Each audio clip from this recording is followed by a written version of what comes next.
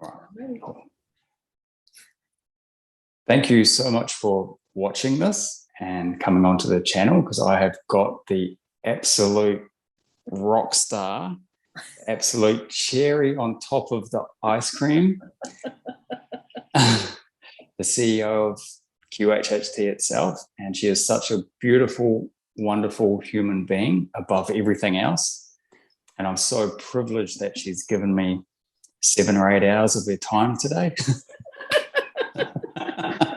Pushing it already, John. Now, I promised, part of the terms and conditions of this video is that I promised Julia that I'll be on my best behavior. Now, Julia knows me very well, so she knows what that means in corporate. Yeah. So, and I always remember the first time that I met you, and I'll never forget this. I asked you, what's it like to be a rock star?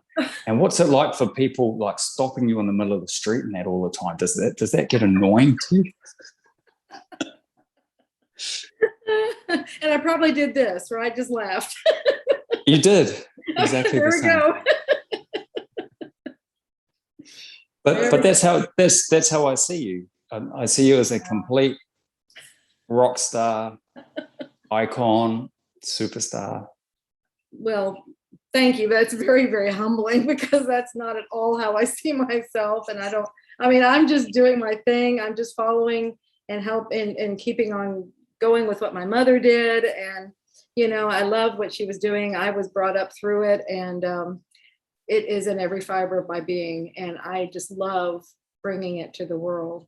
And I remember, I don't know if we met, if what you're remembering as our first meeting is the same thing I'm remembering as our first meeting, because I just remember you were sitting in that class. I know it was the same class because that was our first meeting, but you were sitting there, and it seems like you were on this side. Like if I'm facing the group, you were on this side, and you were just sitting there with your arms crossed the whole time. And that's one of the things when you're a speaker or you're a teacher, you're evaluating the group, okay? and I'm paying. There's you and there's one other person, but especially you, that's just sitting there like, like, prove it to me, that kind of a thing. And so I'm like, oh boy, he's not. I'm really having a hard time reading him. I don't think he's not getting into it. I just don't know. And so then at the break, I was talking to you, and I said something. I said, I can't remember exactly what I said, but I was trying to figure you out, where you were in this whole thing. And then is that when you asked me that? I don't know if that was at the same conversation. It was. That was later on. Yeah. Okay. And that was because when we were talking about our stories, and there's 2 reasons for that. That was because when we were talking about our stories, my story of how Dolores came into my life was just, I really didn't want anyone to know, because it was just so unusual. It's for me that my ego didn't want to tell anybody, because it was just so significant and magical that I was scared that everybody would be like, oh, he's just lying. That's rubbish. And the other reason is because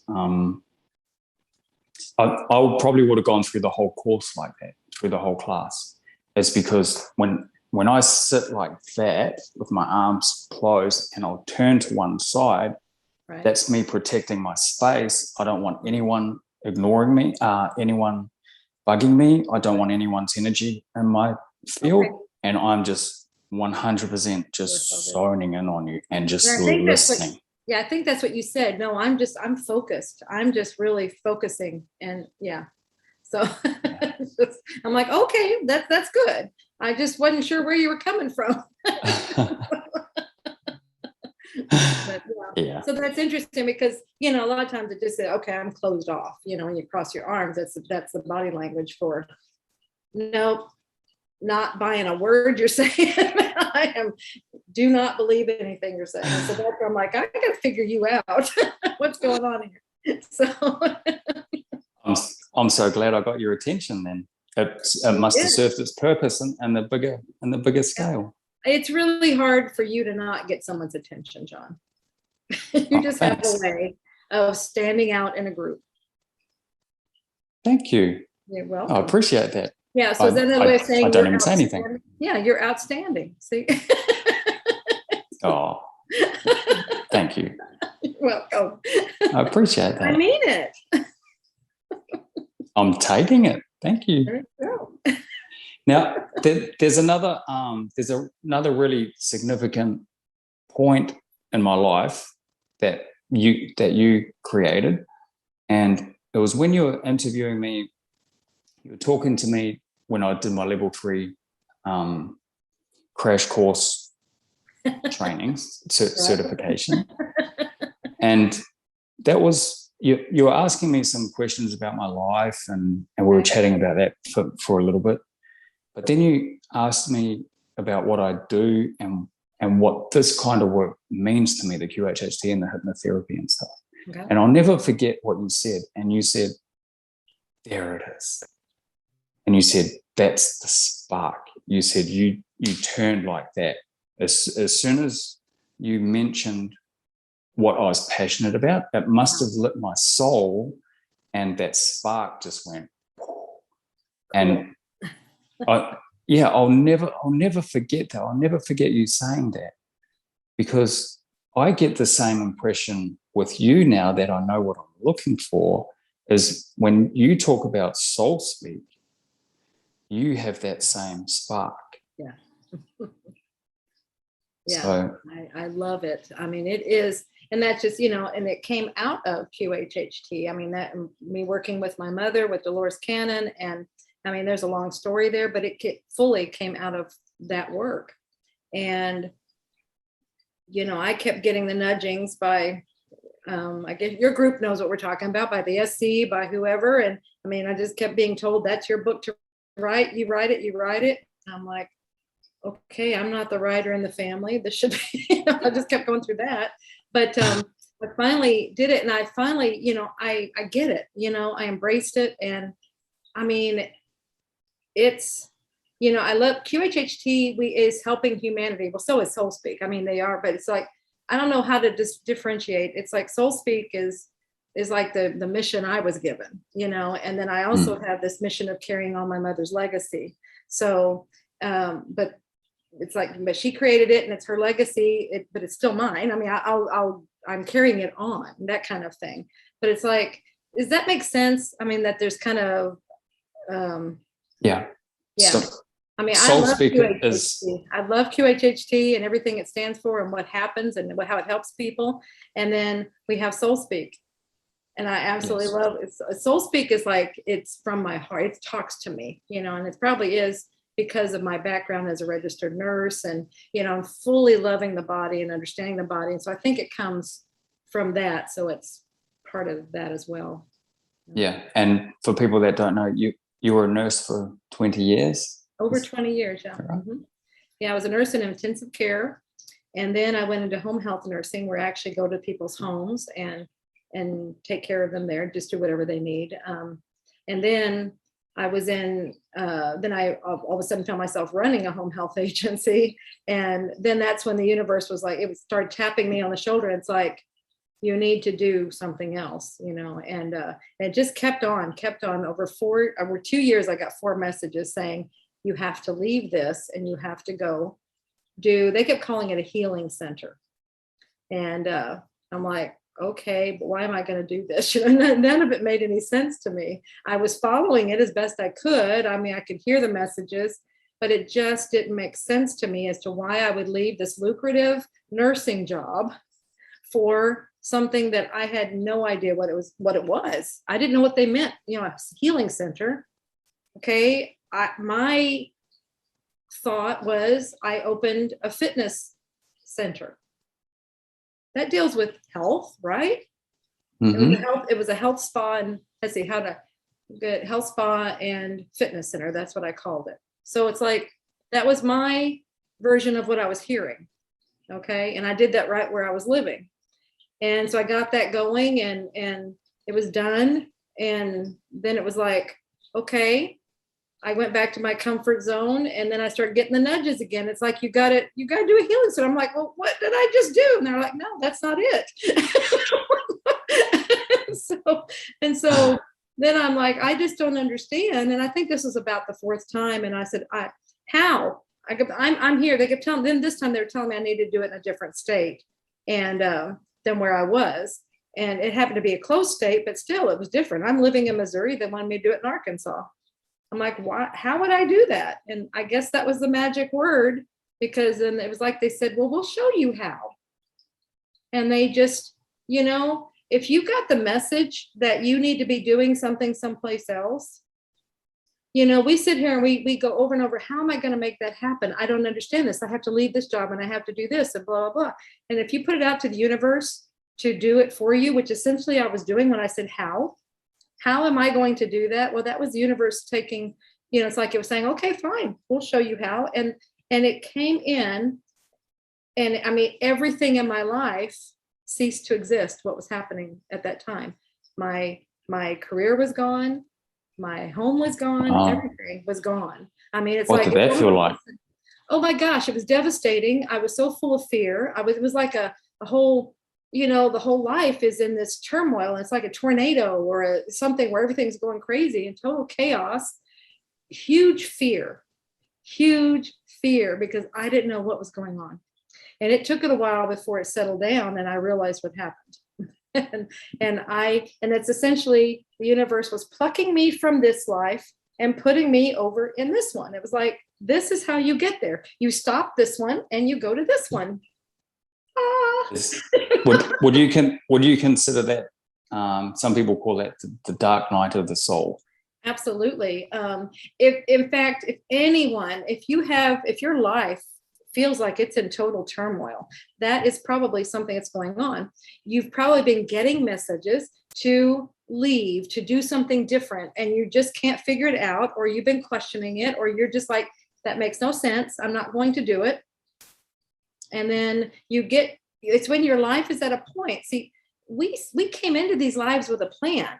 Our higher self had a plan with us and what we wanted to accomplish. And so it's like at certain points, you have to be at certain places. It's almost like a fated thing. I don't know, whatever you want to call it, but it's like there's certain people. I mean, in these blueprints that we have, there's certain people that we must meet. There are certain events that we must have happen. There are certain things that must happen, so that we have planned in there. So it must have been that the trajectory of my life at that point was not going to get me to where I was supposed to be in a certain period of time. So it's like, that's when they started tapping me. It's like, it's time to go. It's time to go. I'm going this way and this is over here. And they're like, you have to go. And then when I'm sitting there going, what, why? And they're like, well, we got to get you over there. So at that point, it's like, then this one has to be cut off essentially. And then we're just going to take you over there because you've waited so long. There's not a clear path now. And so like, if I could draw it out, that was kind of be like, well, we have to get you there. We have to get you over this way, so it's like, shut this one down. And that's when people ask, how do I make my lifestyle work? I mean, because I had a lucrative nursing job and I had a very nicely rented lifestyle. I did not own my lifestyle at all, but I had all these bills, I had all these things. And that's what we think of, right? I have to get something that will support that lifestyle. Well, that's not how the universe works. They say, okay, you need to be over here. And you're like, how am I going to do it? And how am I going to support this lifestyle? They say, well, first of all, you get rid of that lifestyle. See, and that's where they stop it. Yeah. And then you put over here. And now you can support whatever lifestyle you have because you're starting over. The other one's gone. And that's what happened in my situation. That's shredding your whole identity, though. Absolutely. And it was because I was a nurse, and that was my identity. And I knew I was going to be a nurse from, let's say like the age of 4. I knew it was in me. I was a nurse. I knew I had a plan. I always had a plan. It's not negotiable. No.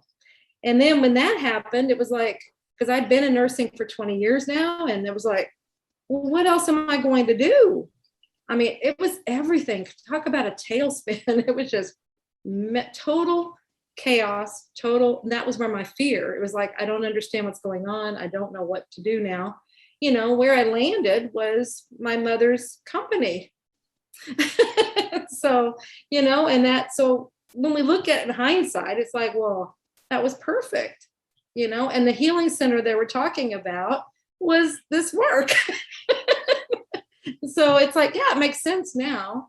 And, you know, but it all had to shift, and it was not going to get there on the path that I was on. It was like, that one was done and I had to go over here. But I'll tell you, I went kicking and screaming, and it took me quite a while before I ever settled down into it. I mean, I've been teaching with my mother for years before I finally embraced it. Surrendered to it. Because it was like, it was so much my identity. I kept trying to go back to nursing, and I would get these messages from the universe going, we said that door is closed. And they would just slap me on the hand so hard that, that one's over. Stop it. Get over it. I'm like, but I want to be a nurse. It's so hard because, especially doing something for 20 years, it just becomes so familiar to you. Absolutely. So to stop something that's familiar to you and to do something else, it's scary. It was very scary. But that was probably one of the biggest lessons I learned about. I mean, that time period was so huge for me in learning about myself, I grew so much spiritually. I really focused on, you know, inward. So it was wonderful for that to get me to go inward. Does that sound familiar with anything that's going on now? Yeah. You know, totally. it's pushing people to go inward. And so if your life is in a turmoil, that's what it's doing. You're going to look back at this time and find that it was the greatest spiritual growth you had. I mean, that's really what catapulted me, was that time that I'm going through this transformation, essentially, this transition, whatever you want to call it, metamorphosis, you know, whatever you want to call it. But it was like, I was working on myself. I was really focusing and understanding, you know, and the reason I did so much work there was because I had to be looking at fear. Fear was so great. And it was like, that was the big lesson for me to learn, was exactly what fear is. And because I had to deal with it every day, several times a day. And so it was something that I had to understand. I had to recognize, and I could recognize it sooner and sooner. At first, it was like this whole drama would play out before I would start understanding, oh, this is just about fear. Oh, and then later it was like other things would happen, and it would get shorter and shorter, the time from when it would start to when I would recognize it. And it was like, that was the whole purpose, because once I started realizing it, like within seconds, I didn't even play into it, then that's when the whole situation changed, and I was no longer there in that situation. So see, just understand, these are huge things for huge growth. Fear is a big one to learn. It's one of the biggest ones. Absolutely. And I feel like it's one that I talk about a lot. So I feel like that's why I had to understand it so much there, so that I could help, you know, others working with it. So tell me, what's your understanding of fear? My understanding of fear is it's just trying to teach us something. So it's a matter of looking at it. We have a tendency, especially if it's scary. See, that's why there's fear there. It's something that's scary. And so we want to run away from it. We don't want to look at it. We want to just go hide it in the corner, and maybe it'll go away. Okay. But if it's something like that, it's anything that's big and looming, is something that we need to learn. It's just trying to teach us something. So that's just where you just look at it. You know, I learned, I do this etherically a lot. You know, one of the ways I learned from it was I just learned to look at it. And it's like, it's this little, you know, it starts out as this great big hairy monster, but then when you look at it, it starts coming down to a size that you can actually look at it, and it's not so looming, and it just wants to be understood. It's all it is. So for people listening, because what do you mean by look at it? Because fear is a feeling. So how do you yeah, so you actually what do you mean by look at it? Yeah, you actually look at your feeling. You look at that feeling of fear. You actually look at whatever it is that's scaring you. Just look at it, talk to it, feel it. Go ahead and feel those emotions of fear. And it's like, what are you trying to teach me? What is it? What am I afraid of here? You know, what Great is question. it? By just asking those questions, that means you're looking at it. Because so many of us just want to run and hide and not even ask a question. So just asking that question makes you look at it. And what am I actually scared of? What am I actually afraid of? Absolutely. Because as soon as you ask that, you will get an answer. And then you can start talking to it. You can start understanding, getting a better understanding. Because as soon as you say something or you get an answer, then you can talk it out with yourself. Well, why am I afraid of that? Well, it's this, blah, blah, blah, whatever. You know, you'll get information. But that's what the whole thing is. You need to look at it. So see, that one question gets you to look at it. That one simple question, yes. What am I actually afraid of?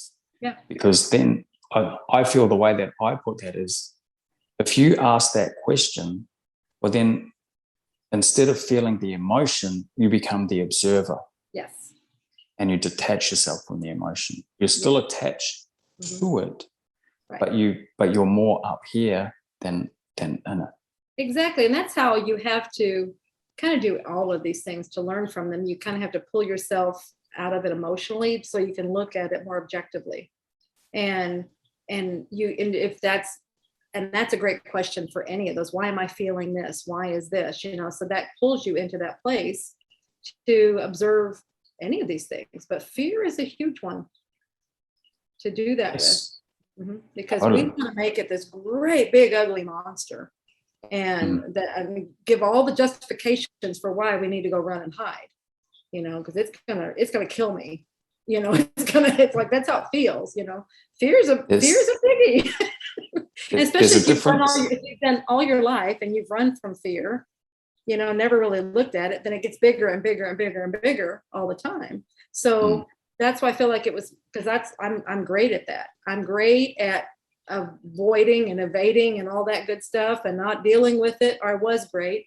And so it was like, okay, so now we're going to put you into where you have to deal with it. So it's like, that was, like I said, the setting was so that there was no choice. I had to live with it in a way that I had to start understanding it.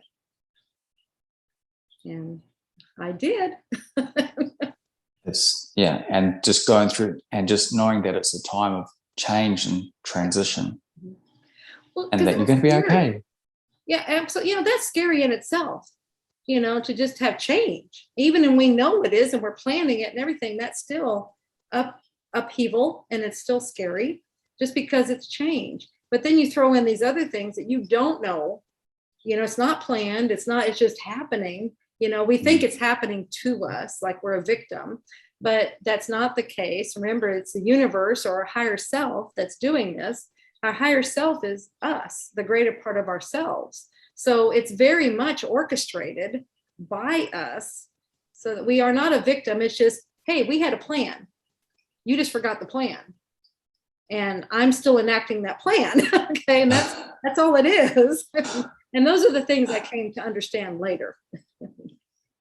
Yeah, if I can help anybody to not have to learn it so much later, if you understand better now while you're going through it, maybe that will help you to maybe get through some of that part. I hate to say faster because it's all a process and we're learning from all of it, but maybe it allows you to get the quality that you want from it. Maybe it's not so painful. I don't know. Say that again. Not so. It's painful. Not so painful. Yeah, absolutely. Because if I could have understood, I don't know if I would have listened to anybody, but if I would have heard it, it might have gone in there somewhere. I mean, it's a process. So I'm not gonna downplay anybody's process. You know, we all learn from it, and so whatever way you are choosing to learn, great. It sounds to me like you're saying that you've got a little stubborn part within Julia there somewhere. Just a little. I always say stubbornness is a great attribute if it's used for positivity. Yes. I always say that the only thing that every single successful person on earth has, the only common attribute is stubbornness. They are just, that's it. They won't even take any crap from anybody else. I would imagine that your mum had a very strong stubborn streak as well. Yeah, she did, very much so. Yeah, and not everybody saw that side. I mean, you could also call it tenacity. She was very it's a perspective on a word. Yeah, and so I think that's probably the positive aspect maybe of stubbornness. I don't know, but yeah, she was. That's a word I would definitely use to describe her. She was very tenacious. She might not see herself that way, but when she was going for something, she just did it. I mean, that's how she got so many books written. That's how she did everything. She was driven. Yeah, it's almost being loyal to yourself too, and saying if I'm going to do something, bang, just making that commitment to yourself to I'm going to do it then. Yeah, absolutely. I mean, she had no idea what she just knew that she wanted to get the information out to people. And that's where she started writing the books. I mean, she was just fascinated during the sessions, during the hypnosis sessions, to get information. That was her love, was history, and then doing the research to find, to corroborate it. Then she would write the books. She's like, if I find this fascinating, maybe others would. Maybe, something I didn't know, maybe they don't know it either. So that's what she started as. They're just sharing. And then the healing aspect started coming into the sessions. And so then that started getting out. Oh my gosh, look what can happen here. And so then through a client, because that's how she would get her messages, were through clients in their sessions, she was told that she needed to start teaching QHHT. It wasn't QHHT then, it was just whatever she was doing. It was her method, And because there are, how'd they word it? There are too many people in the world that need sessions. You can't do them all. You need to teach others how to do this. And so that's when she never she never intended to go do this worldwide thing. She just like, okay, she's just following directions now. So, okay, I'll teach this. I don't know if I can teach this. I created it. I don't know how to do this, but I'll try. And it was quite a ways. I mean, she just started doing it. That's where you're just in your thing. That's, you're just doing your thing. She had her blinders on. She was just one step in front of the other. And it was years later, all of a sudden she started looking and she looked back. She goes, what did I do? Oh my gosh. What happened? Exactly. She's like, did I do this? We'd have classes with people from all over the world. I mean, talk about a humbling experience. That was when she started going, what is going on here? Yeah. Otherwise, she was just doing her thing, doing her thing. And then she just happened to look up and go, oh my gosh. I think for you, and I've talked to you about it before, was the 2012 transformational conference. And you got up there and there was just so many people there. Yeah. And you were just so emotional because you're like, wow. Yeah. Look what she's created. Wow. Mm-hmm. Mm-hmm. Yeah. And I think you said that was the first time she took a class and it reached 100 people. There was 100 people there. That was actually, it may have been, I know when I was really, really emotional was the last class that she did before she passed. None of us knew that was going to be her last class, but something in us told us to, the room for some reason was, we had much more room than we usually do. Usually we have to cap the rate, the capacity. And I don't know if they opened another room or what happened. And they said, look, you have more room if you want to. And so we're like, well, shoot, let's see how full we can fill it. What does it hurt? And we ended up with 154 people, I think it was. So it was the largest class we ever had. Now, and this was so cool. So we knew going in, oh my gosh, this is incredible, And I know Mom she was coming in, and she was usually in the room ahead of time a little bit, like we're on stage getting ready. But this, for some reason that day, she didn't do that. She was just kind of, she was running a little behind, whatever. And so I was in there and I was just I knew there were people from so many different countries. So I thought I'd just work the group, you know, and stuff. And I was having them all yell out where they were from, and it was getting everybody all excited and stuff. And we're just having fun. Well, then Mom walks in the room, and she comes in from the back, and she walks down, you know, she's walking toward the stage. In the middle. And that's what they all got up and gave her a standing ovation. And that's what I couldn't handle it. I was so proud of her. I mean, she was beaming. And it was just like, I know, you know, she was just so proud. I mean, she had to have been. I was so proud of her. It was just so cool to see the respect that these people had for her. And yeah, thinking about it, I'm always want to cry. It was just such a beautiful 100%. moment. It was a gorgeous moment. And not knowing that was the last class she did. So yeah. And I'm so glad. It's so beautiful. And you can be proud of yourself too, because you're a big part of that team. I was, and I was honored. You know, I get it. Now, at first I was kicking and screaming, going, what am I doing here? I don't get it. Blah, blah, blah. You know? But now I am so honored that I was part of it. I was with her all that time, and that she trusted me to carry this on. Yeah, it's yeah. and we're so grateful that you did. Thank you. Yeah, it's truly my honor. It really is. I mean, it's a life, you know, I get it. My life makes sense now. So yeah. Yeah. So tell me, you're going through some turmoil. It's for a reason. It's just change, and nobody likes change. Nobody, no. But I feel like having faith that's when your faith is tested. Having faith that you're going to be okay. Yeah, well, that's where that fear comes in. But that's what it's teaching you is everything's going to be fine. You have the faith. Yeah.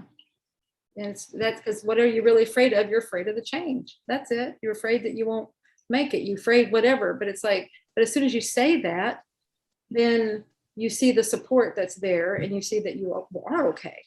You know. So, but it really is. It's the change part that's the scary part.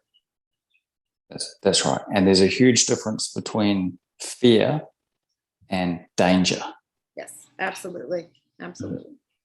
Yeah, fear, you know, false evidence appearing real. That's where we're creating all these things that aren't really there. Danger is you actually have something that's happening.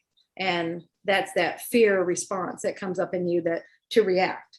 That's different than I'm creating this whole scenario and I'm conjuring up all these feelings because whatever, you know, the what ifs.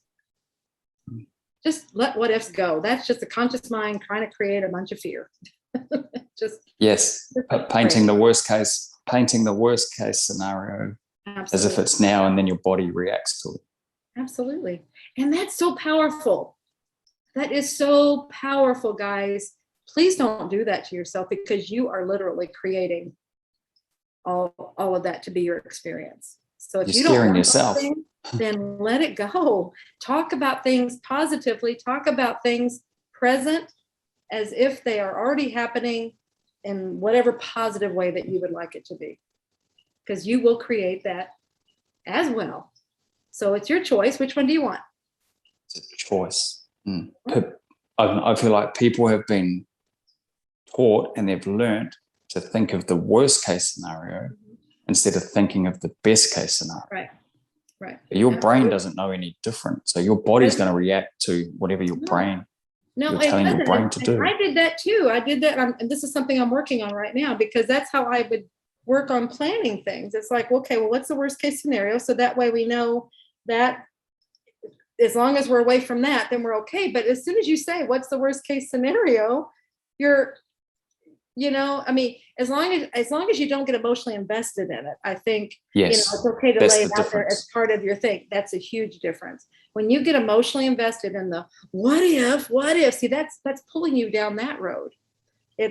You might lay it there as a line, as a parameter for yourself. But I really want you to, unless that's the world you want to live in, this worst case scenario, then really dwell and emotionally invest yourself in all the positive, beautiful stuff on the other end of the spectrum, because so instead of saying what's the worst case, what's the best case scenario, and go make sure that's the one you go for. That's right. Yeah. So just going back to your nursing days and Dolores and her healing. So with your nursing experience and Dolores doing her woo-woo healing, so were you two talking about it and sort of getting aha moments? Yeah, well, the woo-woo healing didn't come until after I had gone through this metamorphosis and was right, okay. So, and that was good because I mean, I was open to it, but yeah, if I would have been back where I was in intensive care, it wouldn't have made sense to me, because I was in the deep of it, you know. At that point, I was just I'm just helping the body. I don't understand. I just have my nursing to go back on. This is what I was taught, is that this is what's happening, and the doctors have to give you drugs to make these things happen, and blah, blah, blah, blah, blah, you know. And that's just what we're taught, you know.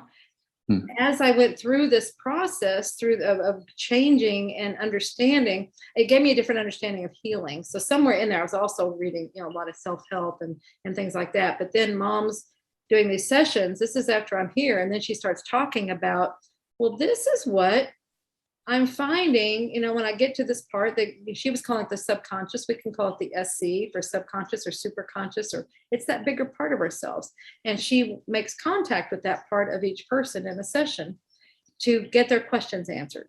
And some of their questions were about health issues that they had.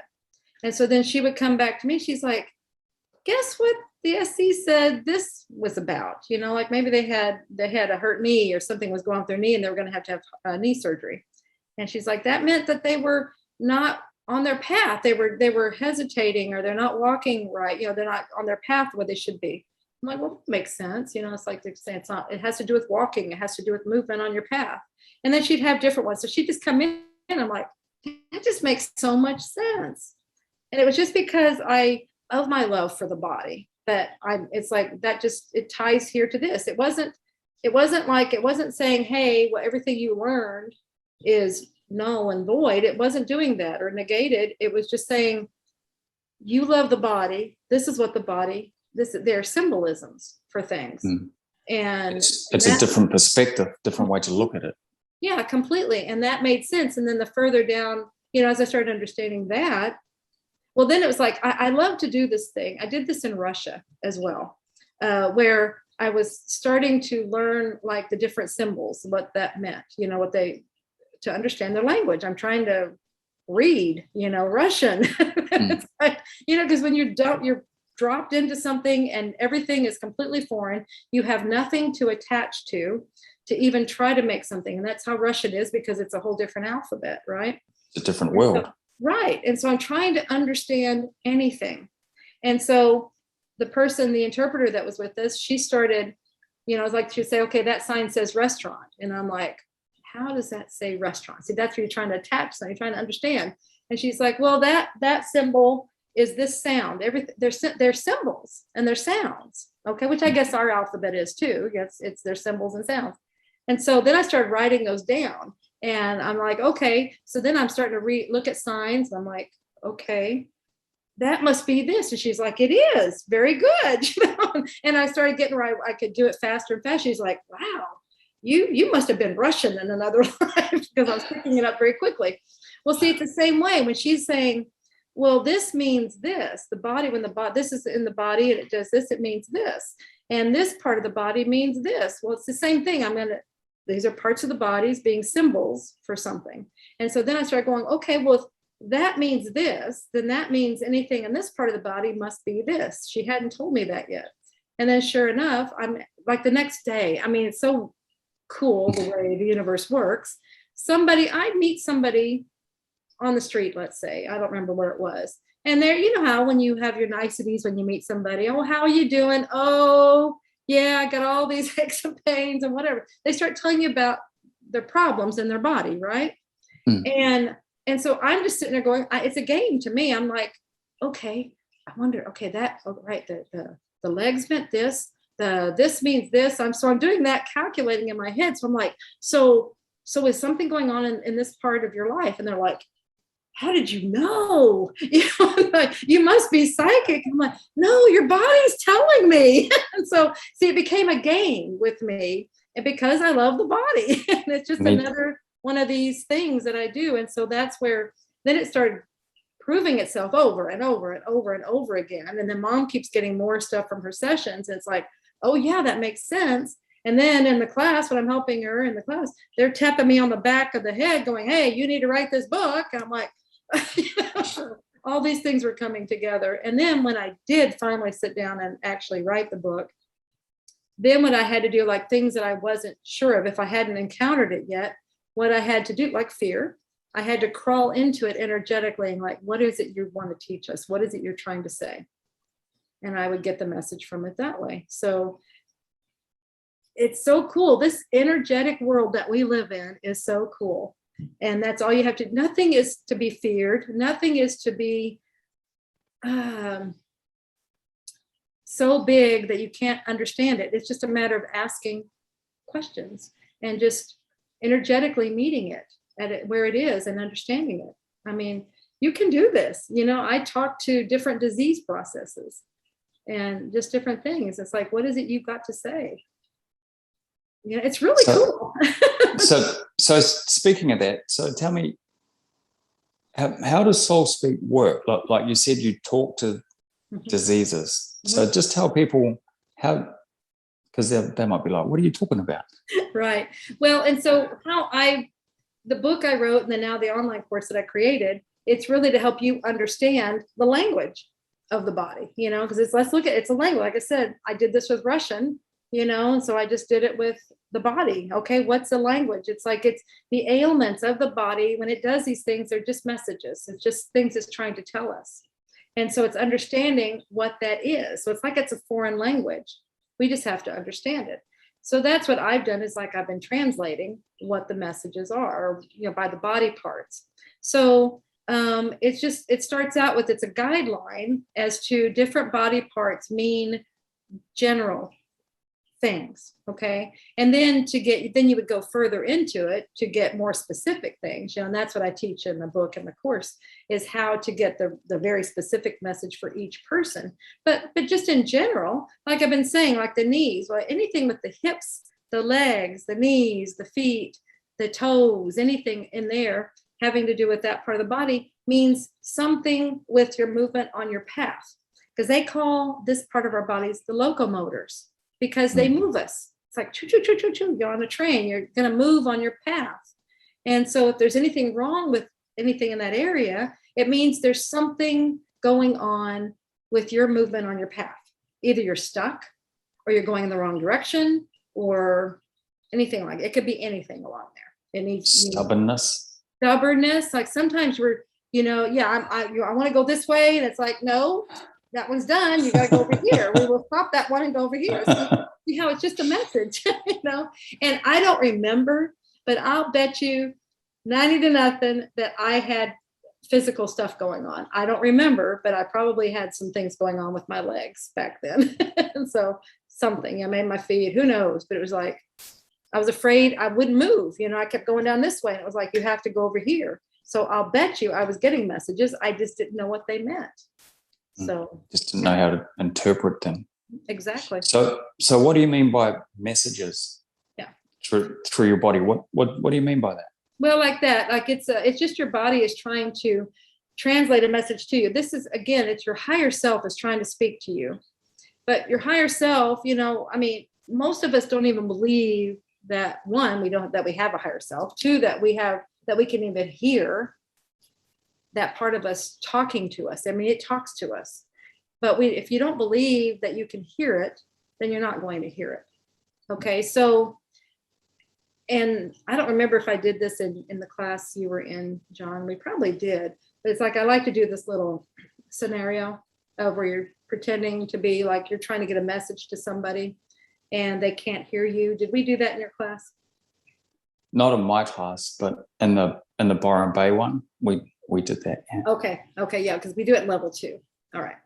Yeah, and so it's like I like to play this game where it's like you're trying to get a message to somebody. Let's say they're down on a ball court, they're way down there, and you're up here and you're trying to get them. They could actually hear you if they believed they could, but they don't believe that.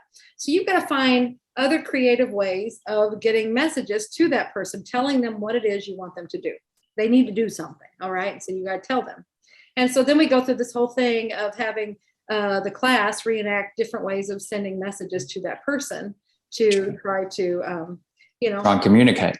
Communicate, exactly. And so you might have things like signs, big billboards or whatever, neon signs flashing, go here, arrows, go here. You might send a message from somebody else, have somebody else deliver a message for you.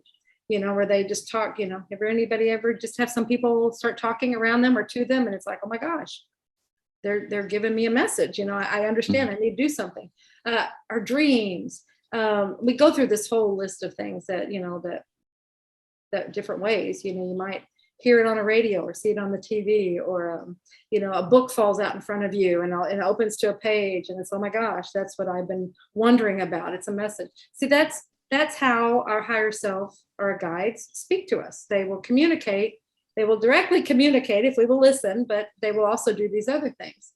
So, but if we don't listen to any of it, we're just stubborn and not listening, then they have to go to something that you will listen to.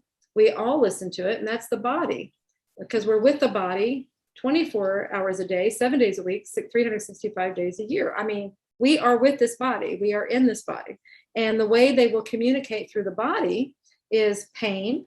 Pain's a big one because that will get your attention. And if you're not listening, that still doesn't do anything. I mean, we're really stubborn. We'll say this person's really, really stubborn. I'm not nothing. It's a Julia Cannon. No. But let's say it is. So if you're not listening to that, then it can get more. If you're not taking heed, if you're not trying to understand what it is, trying to do something, then it will get worse. And it might get more pain, or it might turn into an illness, a disease or something. And it starts compounding and eating on itself, things like that. But it's just trying to get your attention. That's it. The way this works is once the message is received, like the person understands the message and they take action on it, there's no more need for the message to be delivered. The message being delivered is pain, illness, disease, any of those things. Okay, it's just trying to get your attention to get you to do something. That's it. So so once it has gotten your attention and you are acting on it, then it goes away. That's where we get miraculous healing. See, there was no more need for the message.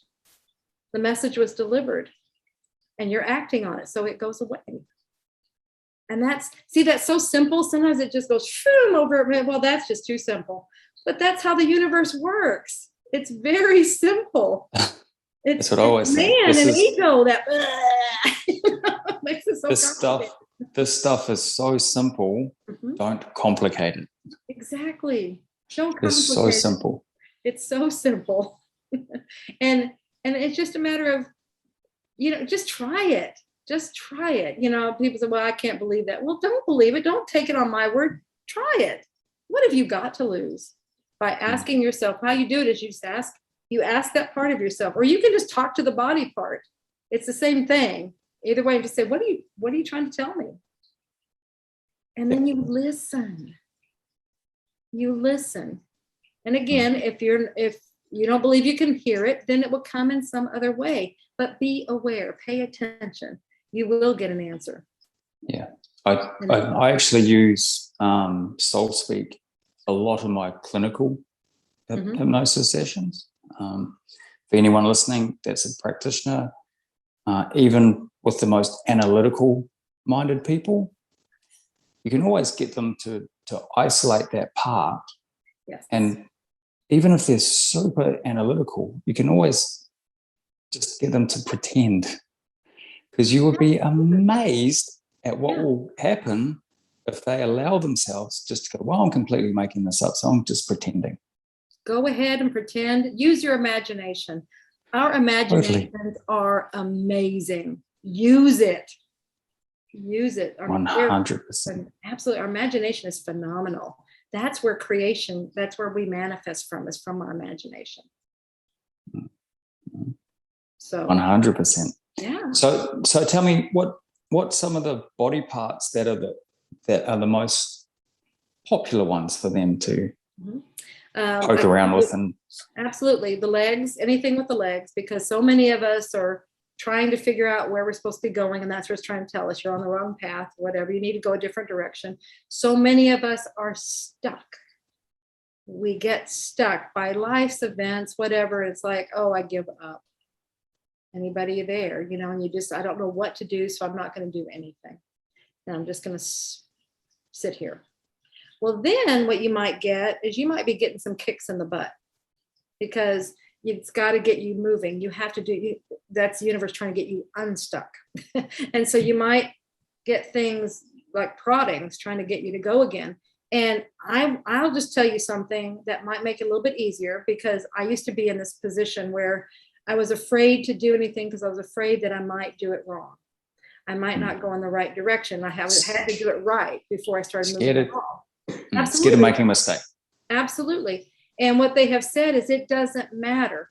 Just start moving, and then we will start guiding you in the right direction. But we can't move you if you're not moving. You know, when you're stuck, you're not. There's a saying about, I can't remember right now, but it's something about a body in motion stays in motion. I mean, it's easier to move a body in motion than it is one that's not moving. It takes a lot more energy to get it going. But you might get things like, I'll be blunt here, pains in the butt. If you're getting things like that, you know, on the backside, that's you being pushed and kicked and prodded by your higher self, trying to get you unstuck. So if you could just go do something, then you'll start feeling the guidance, or just talk to it. What are you trying to tell me? What is it you want me to know? Which way is the best way for me to go? You'll start getting, but go ahead and start moving. Do something, anything. It will be made right. Anything different.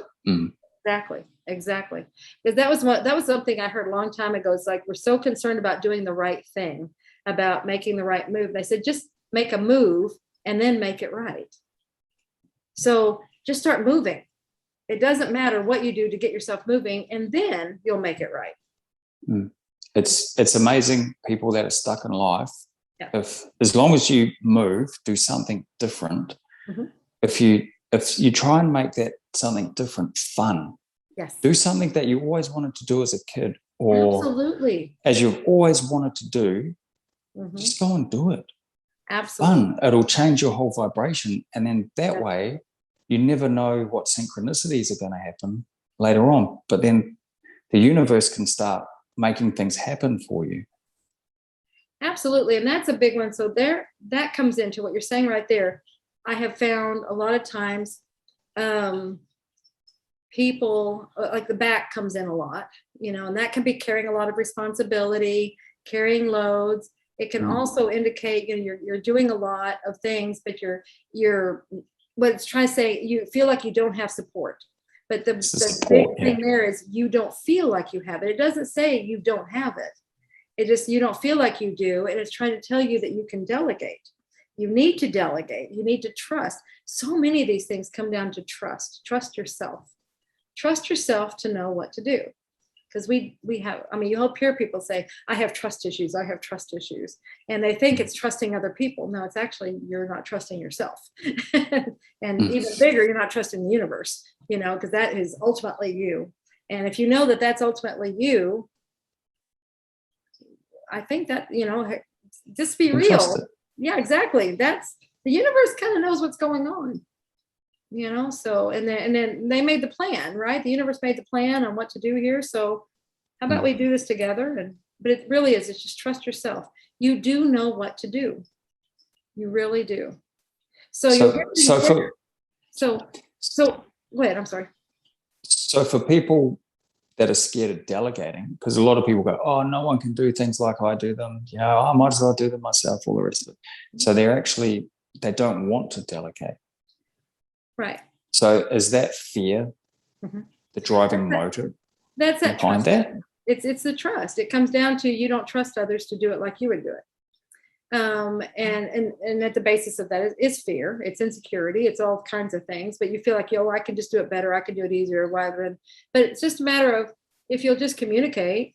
I mean, I had that issue. I was not good at all at delegating, and I'm a lot better now. You start releasing, and I find out, they will do it differently. That's what you have to be okay with that. It may be different, but I bet it gets done. And sometimes it gets done better than you would have done it. And that's what I learned. And so, yeah, I'm okay. I want to look at other people for their strengths and what they do, and let them excel at those Let them do it. And let them do it. Yeah, absolutely. You have them there for a reason. They're there to help. So, yeah, let them do their thing. Can I ask about autoimmune disease? Mm-hmm. Mm-hmm. Tell me about that, because there's a lot of it, and doctors basically have no answers for autoimmune disease. Absolutely, and that's a personal one for me because I had it, and Wow. I did, and it was the leaky gut syndrome and all that stuff. I had that, and when I had it. I had it diagnosed, and I'm like, okay, well, that's interesting. I wonder what that's about. That's what I did with it. It was like, okay. And then the doctor was telling me all these things to do dietary wise and how things to shift in my lifestyle and stuff like that. But see, those are surface things, right? Mm-hmm. And I remember thinking, I wonder what that's all about, but that's as far as it went, right? So in the next class that I was doing with Mom, somebody came in. I mean, we were going through this section in the class, and then at the break, they came up to me and she's like, Julia, I have something going on, but I didn't want to share it with the class. I just want to talk it out with you. I have this thing called leaky gut syndrome. What is that all about? And I'm sitting there going, are you kidding me? remember how we get our messages, and this is like, you have to work this out. So we're going to send somebody to you. You have to help them. So in turn, that will help you to figure out the message, right? So I'm working through it with her, and we get to the bottom of it. And it's like, and she's like, oh, wow, that just makes so much sense. And I'm sitting there going, wow, I'm doing this internally. Oh my gosh, that's the message. Oh my goodness. And so like, wow, okay, I get it.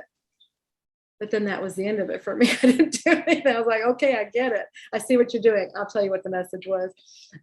So then we go in the next class. It may have been a couple months later, because that was as far as I went. I'm still doing all the surface things, diet, lifestyle, and things are looking better, but it's not dealing with the symptoms. Exactly. I was dealing with the symptoms, and it's like, yeah, and it was improving, but it's not cleared. Okay. And so the next class, the same thing happens. Another person comes up to me and she's like, Julia, I've got this thing I don't want to share. Can you help me with it? It's this leaky gut syndrome. I'm like, are you kidding me? What? I'm like, okay. So I help her. And then when that's done, I'm like, okay, I get the message. I got to do this. I can't play with this anymore. The message was, because it ultimately comes down, what it is the body is attacking itself. Okay. It's like, it's attacking itself. So what does that? It's adapting to something. It's trying to survive. That's how I put it. The body's trying to survive. There's something there, and it's just trying to survive. Well, but what's happening? It's like it doesn't recognize that things are the body. It sees the body as something foreign, and so it's trying to get rid of it. Right. So it's adapting to it. Right. Exactly. So, but but you can look at it's attacking itself. It's trying to eliminate itself. Okay. So as you keep working through that, in which we went through so many layers of it, what that is at the base level is self-hatred. You don't attack things that you love. It's things that you really dislike, and you're trying to get rid of it, right? And for it to trying to be doing, essentially it's trying to kill itself, without realizing. It's like, I got to attack you. I got to get rid of you. So it's like, it was huge. It was self-hatred, self-loathing. That's a hard one to swallow, and I'm sort of going, oh my gosh, that was my message, So then I'm going back. I was like, then after that second one, I'm like, okay, fine. Let's get to the bottom of this. What was this about? And what it went back to was during that turmoil, all that chaotic stuff that happened, I was punishing myself for that happening. Yeah. And it was like, when I looked at it rationally, I'm like, wait a minute. I came through it beautifully. I made it through. I should be very proud of myself that I did this. But on this other level, I guess I felt like I should be punished. And I was punishing myself. So then I could talk to myself in a different way. And it was like, this is what happened. It wasn't anything to be punished. Look, you should, this is wonderful. You made it through it. So it's almost like talking to, maybe it's a child part, I don't know, but it's understanding. And then it was like that brought healing, and it was gone, because they also say that's incurable, but it's just a matter of getting to the bottom of it. So what is it you're punishing yourself for? What is it you have to understand fully what it is. In my case, it was me punishing myself. Now, I don't know what it is for each person, but it's something at a real deep level that you are loathing, you are hating yourself for. And so you feel like you've got to hurt yourself. Yeah. My perspective on that was there was a part of you that probably felt guilty and ashamed and, hurt and embarrassed or whatever. Absolutely. But she was within you, she was a part of you, but you're not even consciously aware. Exactly.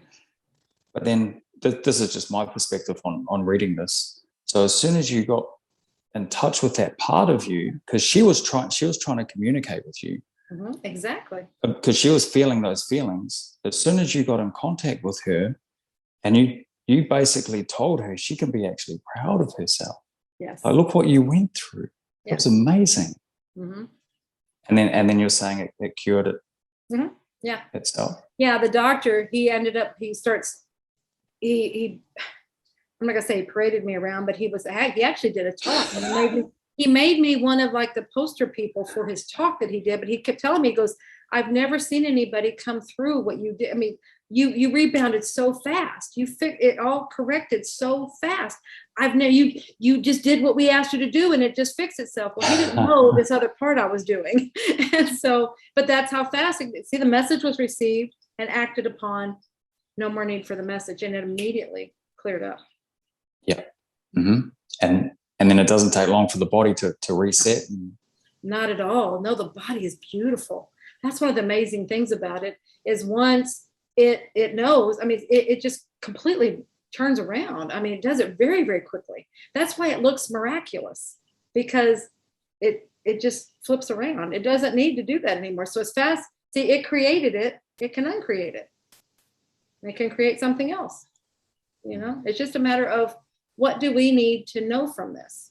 Once we understand, it goes away. That's too simple. I know. That's why I love it. It's so simple. Now, another one that a lot of people have, there's two things, like the heart. You're probably hearing a lot of people with heart issues. And we look at what the heart does, not in the physical body sense, like it pumps blood and stuff like that. We look at it, somewhere people have had the understanding, they know that love comes from the heart. It's like, this is where we feel that love emotion. So that's what we say about the heart. It's the center, it's the seat of emotions, it's the seat of love. And so if you've got things going on there, then that means there's something going on in the love department. And that's where we would look at, what are your relationships like? What's happening? It's relationships, yeah. It has to do with relationships. It has to do with your love. So, and it doesn't necessarily have to be a lover. It's just the love department. Where's, who, and, where's the love going to or not going to? That, sometimes that might be a broken heart. Sometimes and different things break hearts, and many times we have seen heart attacks were from people that had their hearts broken. I mean, it's so literal. See, it's just a matter of understanding what's happening. And then you just get to that. Another thing that a lot of people, these are things that we're seeing a lot of, and it has been for quite a while, but the thyroid, anything, you know, in the throat, anything with this area, the mouth, the jaws, the throat, that has to do with speaking, communicating, right? So the message, this is the general message. There's ways to get the specific message, but the general message is that you have something to say and you're not saying it. You're holding it in. So it's trying to express itself. So it's coming out in this area to get your attention that, hey, you're, you know, and usually as soon as you say that to somebody, they know what it is. Oh yeah. Oh yeah. Yeah, I know what you're talking about. Yeah, totally. And I always say, because some people have those problems, and the person, it might have happened 50 years ago or 60 years ago, and sometimes the person's dead. Yeah, so absolutely. I always say, well, it doesn't matter if you're saying it in your imagination or if it's in real life, because a lot of people feel too scared to say it to somebody. Right. But my belief is it's perfectly okay just to use your imagination and just use that. There's that imagination again. Isn't it fantastic? It's amazing. Imagination is amazing. Amazing. Absolutely you can, because when you imagine that you have said it, then it is happening. Yeah, they will hear it. They will get it wherever they are. And it's that goes back to, that's so simple, Julia. Yeah, absolutely. I want to go back to, you were talking about sometimes things have happened 50 years ago. Or you were saying, no, take it back. It was like you want them to do something that they really enjoy, something they've always wanted to. So a lot of times that comes out as something in the low back is bothering them. So I know we said it's delegation, but also sometimes I've gotten the message there that they had a dream, they had something they wanted to do, and seeing it's like it's translating in that, and the hips, it's like somewhere in that area, it's like they had something and somebody squelched that dream. Somebody said, no, you can't do that, you have to do this. And so see, they went on a different path, and now it's like it's time to go back and pick up that dream. They really want to do it, so now go get it, go have fun. You have permission to go and do it. Absolutely. Absolutely. What a wonderful world this would be if everybody was living their dreams and doing what they always wanted to do, not what they were supposed to do. Wouldn't that be cool? That'd be cool. That's when you start loving life. There you go. Yes. Absolutely. I always find the biggest obstacle in somebody is themselves. Yes. We are our own obstacle. How many times have you seen, when in a session and the SC said, well, if they'll just get out of their own way, or even to be successful in a session, that you just have to get out of their own way. How many times have all of you seen things like this, that as soon as you got out of your own way, everything just flowed? You know, you are the block, you are the obstacle. So realize that early on, that you are, if anything's hanging up, it has to do with you. That means you've got to work on you. And then it'll all start 100%. Yeah. This is a personal story. Sometimes when I don't want to do something, but I know that I have to do it to achieve what I want. Right. Yeah. He doesn't come around very often now, but in my imagination, I see an old man, and he's quite a grumpy old man. And I've got a funny feeling that it's the future me. Or an aspect, and he's got this beard. And I've had this a lot. And I just see him, and he's turning around, and he always says the same words. He says, "Get over yourself." And I'm like, "Oh, you suck. I don't like you." I know I do it. I've never seen. Yeah, absolutely. I've never seen that being, but they have done that with me. It was really when I first started doing the speaking, when I'm doing more and more up front and the class and things like that. And I had this image. Remember, I came from the nursing background. You're a professional, right? And so when I come into this, it's like, I got to be professional. I have an image to uphold here. Yes. I must be professional. I must act professional. I must do all these things professional. I must look the part. I must do this. And I remember I had everything laid out. And the first time, and then I'm up there and all this energy starts coming into me that I can't stop. I mean, this was so, and it was like, I couldn't even talk. All that would come out, blah, blah, blah, blah, like that. And I'm like, and I'm so embarrassed because here I am completely defacing myself, It's like, oh my gosh, I am coming across as a complete idiot here. What is going on? And that's what I heard. Get over yourself. And it's like, so I learned not to worry about any of that stuff. It just don't even go there. Just be you, be your authentic self, just be your beautiful, wonderful self, because that's what you're here to share with the world. Not all the should haves, could haves, would haves, and all this stuff. It's, gotta be image. And it's not that, just be you. And I love it. But every time I try to go down that word, it's like they will hit me with one and go, get over it, get over yourself. So, yeah. Totally. It's so funny now because now he doesn't even say anything. I just get a glimpse of him. I'm like, he doesn't have to. Don't have to. Message delivered. Yeah, he just gives you that look. So funny. Yeah, so that's great. That's it was interesting because a lot of the times throughout this conversation, you're saying like the higher self is a part of us, yes. Or the body is a part of us. Yeah. So just to explain to people, what do you mean by parts of you? Yeah. Well, I mean, and that I'm glad you asked that question because this can get confusing sometimes because people think, well, I am my body. This is me. I don't know what are you talking about? This is all there is. But the true part of ourself is a spirit. It's like a little like a speck of light. That's our true essence.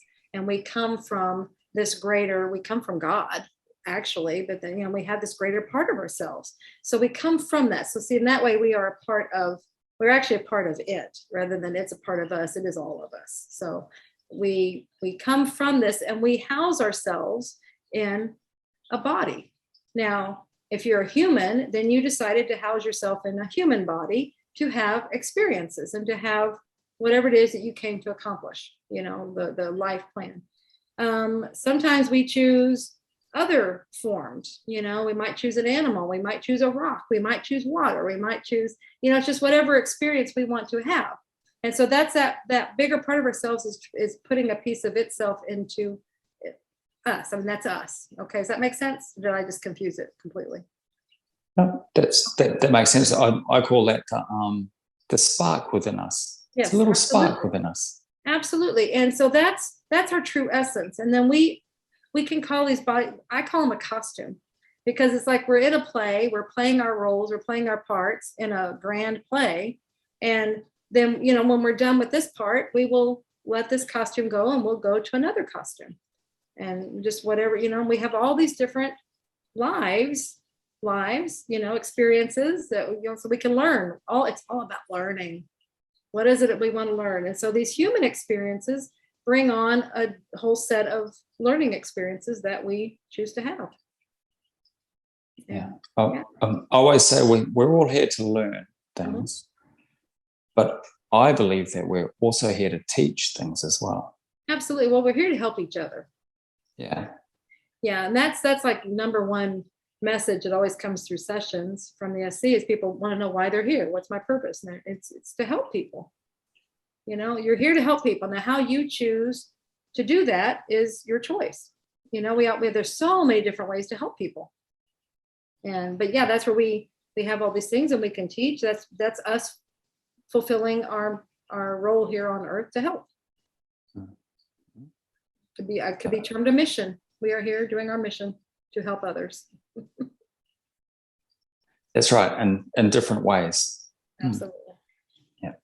So and just going back to the different parts. So is it fair to say like we we have different parts to our personalities. Some people, like for you, for instance, like you had that nurse part that identified itself as a nurse. Yeah. But also within the body is also made up of different parts as well. Okay. I always say that's why your hand is a part of your body, but your foot's also a part of your body. Right. Now your hand might not necessarily know what your foot's doing, but it's still connected to the central nervous system, to the central source. Correct. That spark within you knows everything. Yes. It knows everything that's going on in your body. So if you can connect to that spark or that body part, well, then that's the part that's giving you the message. So connect to it. Right. And see, and that kind of goes along with, like we're saying, you connect with it. You can ask that body part, or you can just ask them, that your higher self. They're like, it's going to connect. Both of them are going to connect to the answer. Yes. Yeah. So yeah, for me, sometimes with soul speak, you can actually isolate that part. So if you've got something going on with your hand, for example, you can isolate that body part. And if you can get that consciousness within that body part, well, then your higher self can give you the answers of what's really going on there. Absolutely. In fact, that's how I had to do that. Like if there were some body parts that we hadn't already come across through sessions as to what they meant, that's what I had to do. I had to go, like I said, I would crawl into disease processes. I would crawl into body parts. It's like, what do you represent? What is it you're trying to say? What would your message be? And yeah, and you do, in order for this to work, you do have to isolate that body part. You have to understand what it would tell you. And then that gives you the general message, and then you actually speak to it and have it, and it will talk back. I know people they are amazed when it happens, as, oh my gosh, my hand is talking to me. I'm getting this message. It's amazing. Yeah. It is amazing. Find out what does it want you to do for it. Yeah. And do it. What is it trying to tell you? It has something. It wouldn't be doing things if it didn't have a message. It's got something it wants to say. So you just need to ask what it is, and then listen. Just listen. So many of us, we do good but I can't hear it. Well, then it's going to try some other way to tell you. I mean, obviously you don't think you can hear it, or it wouldn't be going to the body. Remember, it's in the body because you aren't listening. So, I can already tell you will, if that's where you want to be and you want to play that game, that's your choice. But I'm telling you, you can hear it. So if it's just a matter of you believing me, I don't know. I mean, that's up to you if you want to believe me, but you can hear it. And John's saying you can hear it. So here's two of us saying you can hear it. We've done it 1,000 times. Exactly. We know. We've done it ourselves, and we've seen others do it. It's really good. It's really good fun just playing with it as well. It is. It really is. That's when you can become really curious. Yeah. That's what I find. That's what makes practitioners like yourself and your mum and myself and others included, we're just so curious. Yeah. We're amazed. That's a huge, wonderful quality to bring in, because it keeps you in this childlike frame of being in awe. When you're that curious, then it's like you really want to know. And when you're like that, you will get the answers. You have to be willing to receive the answers. So that's the part when I say listen, be willing to allow it to come in. So there's trust, always there. Believe, allow. I mean, I'm not sure what order. I probably have them out of order, but those are the mechanisms. So ultimately what's going to happen is you're going to start learning to trust yourself. That's a biggie. That's huge. That's huge. I'm so excited for you for getting to that place, because your whole life shifts when you trust yourself. And in society, since I don't know how long, we've been taught not to trust ourselves. Absolutely. We have to trust everybody outside of ourselves. Don't you dare trust you. We all know what's best for you. And so that's where this is right now. It's a calling for us to trust ourselves. You have the right answer for yourself. Trust that. You know yourself better than anybody. Don't let anybody try to convince you otherwise. No, It's that's right. the way it is. That's what the I heard an astrologist say. That's what the age of Aquarius is now. The age of Pisces was find the answers to the outside, Okay. Jesus and Buddha, and whatever other people energies are out there. Yeah. But now the age of Aquarius has come, and it's transitioned over. Now it's go within. All the answers are within.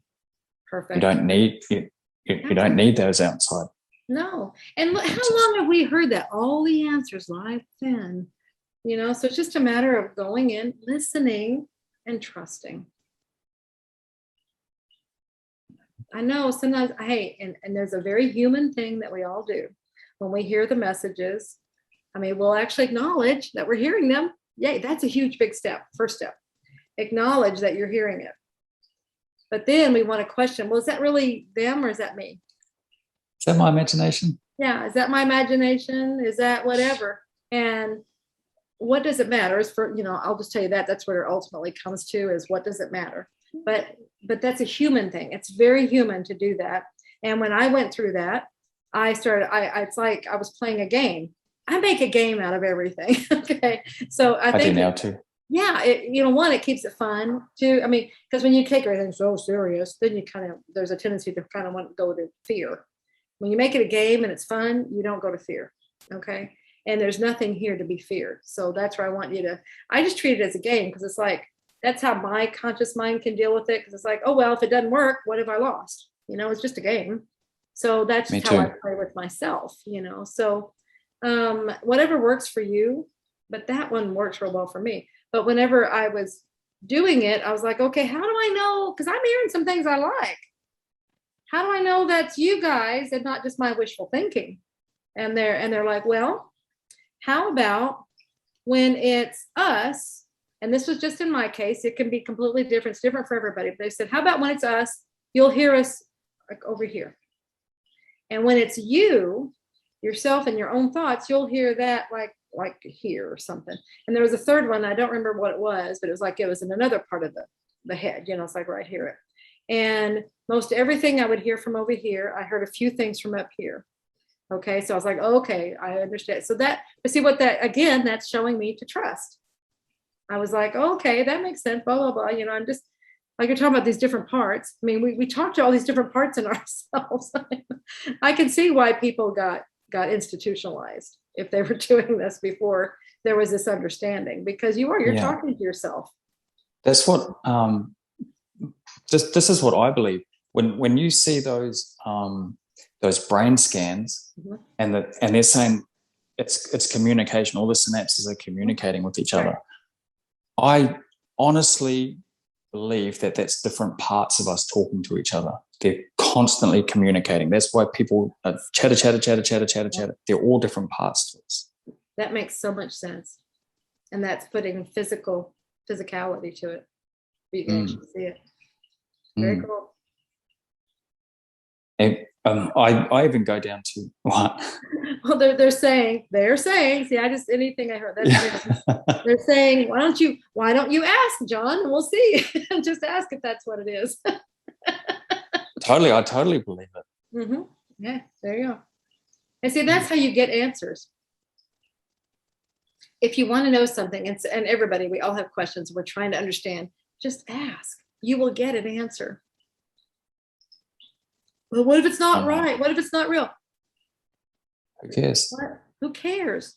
How about try it? See, what you're going to find is that part of you will get more connected. It will get more, you will start trusting it more and more as you start doing work with it.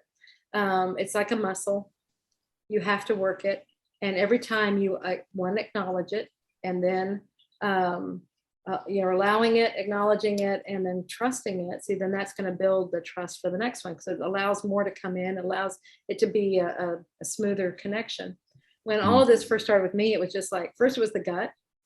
I just got a gut feeling about things. And then later it would be like I would get something, but it was like one word, just one word things. And it was something.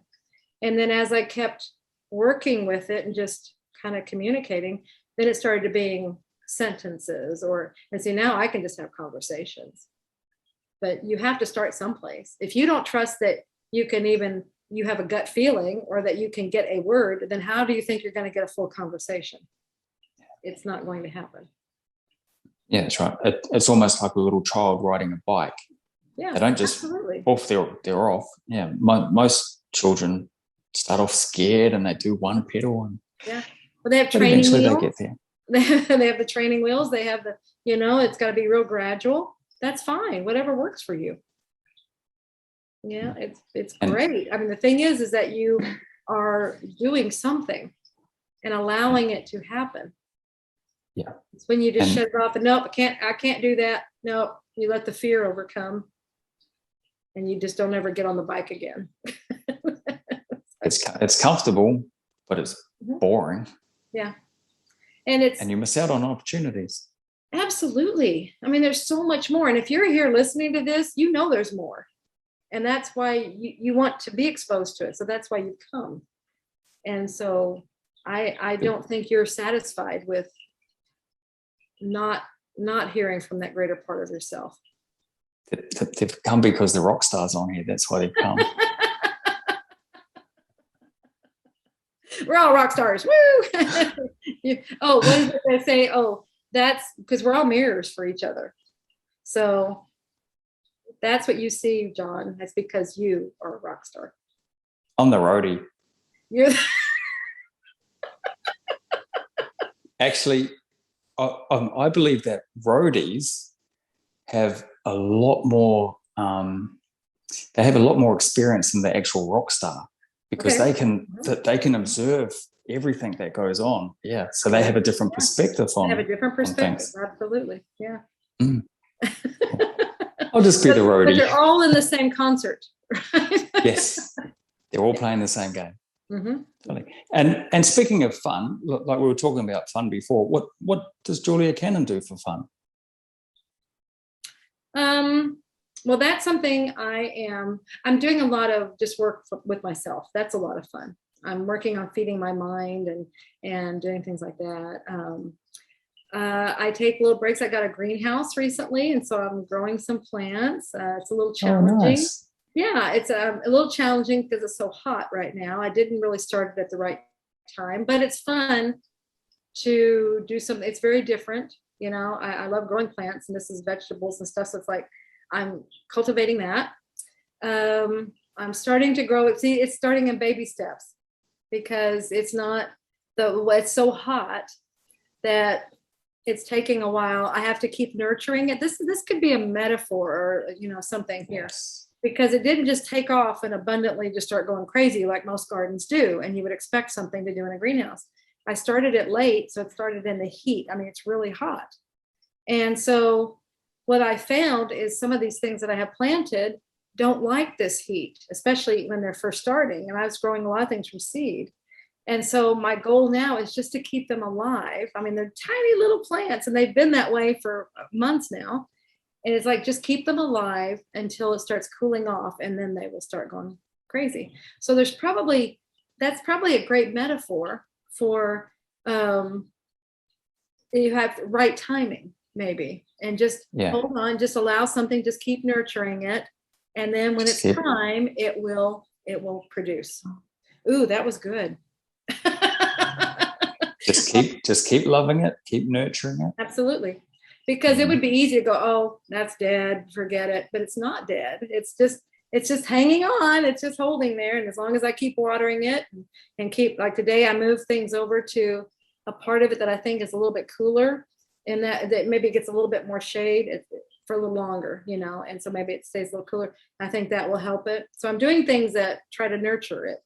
And the whole goal is just just hang in there until it gets cool, and then it'll start flourishing. So, yay. It knows when it wants to flourish. Absolutely. It will do it at its right time. I cannot make these plants do anything that's out of their whatever nature to do. You know, it's like they will do it when it's right for them to do it. And that's just how it is. And I work with that. So I'm learning that. So that's slow. And then from this, then I'll learn what plants I can do when, and that will change. And then I'll create something new from there. It's fun learning. Yeah. After I said the greenhouse, I said, I also, I took Jenny and Summer from our office. We all went and played putt-putt golf a few weeks ago. And I had never done that before. And I had the best time. We had a whole group of us, and it was so much fun. So, you know, I'm opening myself to more things. You know, it's like normally I just work, and that's what had been my pattern and my style. But now it's like it's very important for me to take time out for myself. It's very important for everyone. Please do that. You know, and I'm feeding my mind. I'm reading a lot, and you know, things that are good, nurturing things for my soul and for myself. And you know, so yeah, do good, positive things for yourself. And that's what I'm working on. That's what I'm doing. I'm not working on. I'm doing it. Awesome. It's a very important question sometimes, because sometimes when I ask people, what do you do for fun? Yeah. And they're just stumped. Yeah. Mm-hmm. And I'm like, wow. Yeah. I can imagine what your life is like. There's not much fun going on in your life. Exactly. And then they wonder why why they're having some of the ailments they're having, you know, and that's part of it. Sometimes that's so many times we get that message from the SC is saying, bring joy back in. You forgot joy. You know, you left it somewhere back there, and you got into this rut of work or whatever, drudgery, something. But they want us to remember the joy, bring it back. That is almost every time in a QHHT session, when they see when they see a loved one that's crossed over, a mum or a dad or a mother, they're like, have some fun in your life. Look, it goes so quick. You don't believe how quick it goes. Have some fun. You're taking it too seriously. Exactly. You take it too seriously. Remember, it's just a play. To play. So, and talking about fun, what can you remember what your mum did for fun? What did she like to do? What she liked to do, she loved to, I mean, believe it or not, research. When she was writing those books and she was researching. That is her fun. So much fun. That was her fun.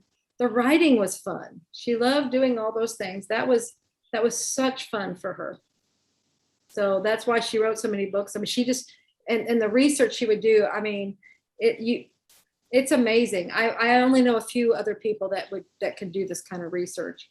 But this was back before the internet, you know, so she would go to a library, like the university library, and she would be there all day going through microfilm and going through all these different files.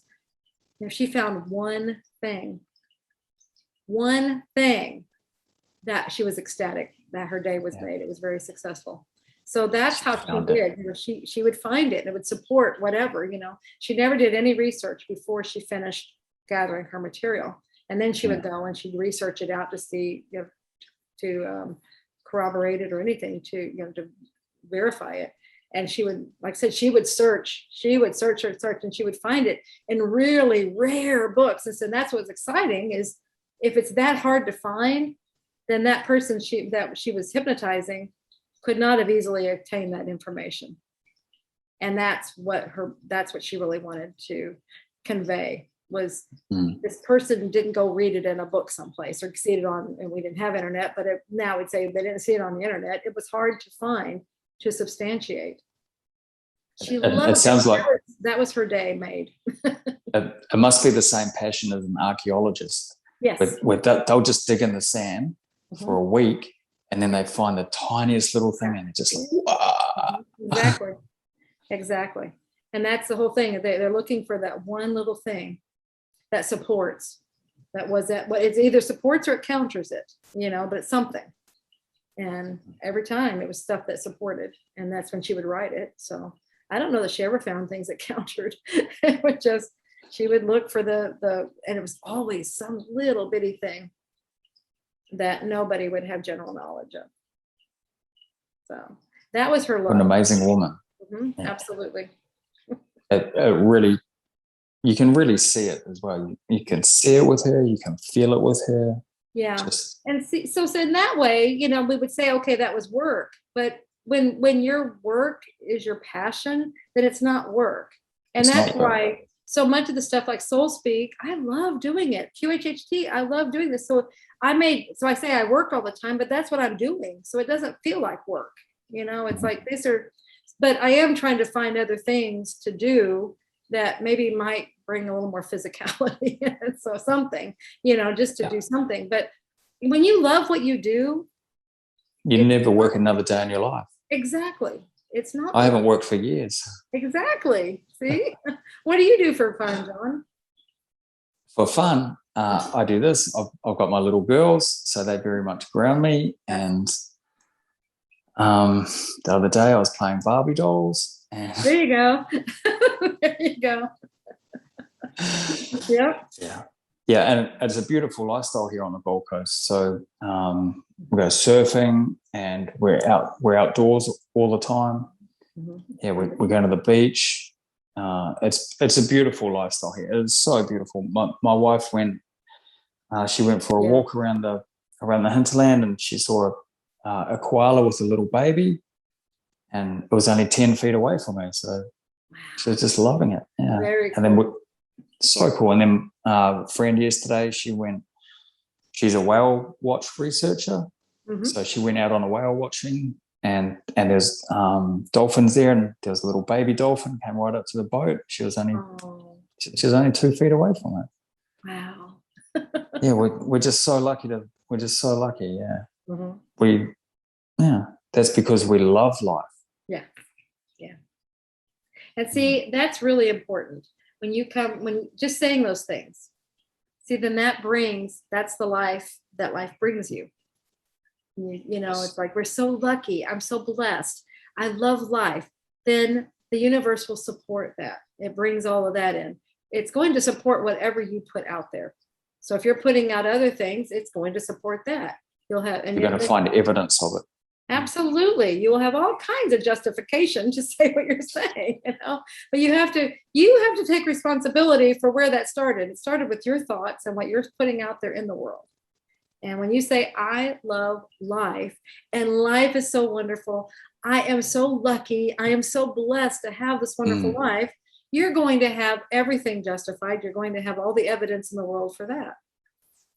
So monitor what you're putting out there. Totally. And that's genuine gratitude. Yes.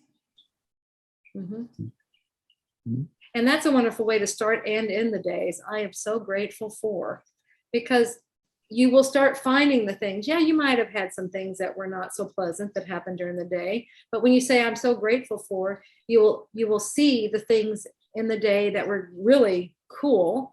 And you'll even see whatever was that wasn't so cool. You'll see it maybe in a different light for what it was trying to show you, you know. But when you come from that place, then that's what you're looking for. You're looking for all those wonderful things. And the more you do that, then the more wonderful things will keep coming to you. I love it. I love this thing that we are doing, you know, because it's all about us and what we imagine and what we do. Yeah. You know, and that creates everything. And it comes down to what you say all the time. Just be you. Yes. And not everyone's going to like you, and that's okay. That's okay. That's fine. But when you are you, you're giving others permission to be themselves. Yeah. When you're trying to be somebody else, that's what you're giving. That's the example you're giving. And others think that they have to do that same thing. Oh, I'm not good enough, so I need to be something else. We're all good enough. I'm telling you, you're good enough. You are so good enough, or you would not be here. So just be you, because there's nobody else like you. You are that unique pebble, that unique pearl, that unique whatever. The world would not be the same without you. We need you. We need you to be your authentic self.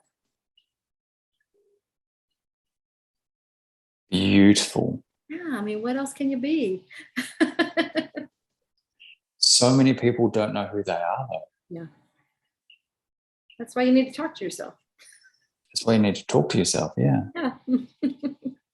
Totally. So you're a sum of all those different parts of you. Absolutely. You might feel crazy sometimes, but it's okay. It's fun. Yeah, that's just part of you. That's that crazy part. Totally. That's what I say. Like, I couldn't imagine the conversations that you have in your own mind, but mine are pretty cool. I know, they're great. And embrace the crazy part. Going, it's okay to do those things. Just be that, because then others go, yeah, I have that part of me that wants to do that too. Then do it. That's fun. That's that part that just wants to let loose. Have the human experience. Yeah. Have fun. Absolutely. Enjoy it. Yeah. Beautiful. If I'm doing that, then you can do it, and others can do it. See, it's like there's nothing wrong with being crazy. That's why people love you so much, because you're actually leading by example, and people will do, or they'll learn from examples. They won't learn from people just talking. They'll learn from actually people that are doing the example. Yeah, exactly. And that's why they always say, that's the best way to teach others, is just live what you believe, and then you're teaching by example. Because if you're saying one thing and doing something else, people see right through that, and it's like, what's the point? I mean, that's pretty much what the world has been. So it's now time to just be real, because things are so transparent now. If you're not being real, people can see right through you. You can see right through you. And so just be real. Then just you're be giving vulnerable. everybody permission to be real. What a great world that is. Just be real. Just be real and true to yourself and honest to yourself. Yeah, I always say you can lie and bullshit to anybody else in the world, but never lie to yourself. Right. Never lie to yourself. Yeah. And see, and that's where some of the ailments come from, is where we're eluding ourselves, we're deluding, whatever, we're not being honest. And that's where you have to, it's like, it's trying to get you real. It's trying to get over yourself. Yeah. You've got to deal with this. Yep. You've got to look 100%.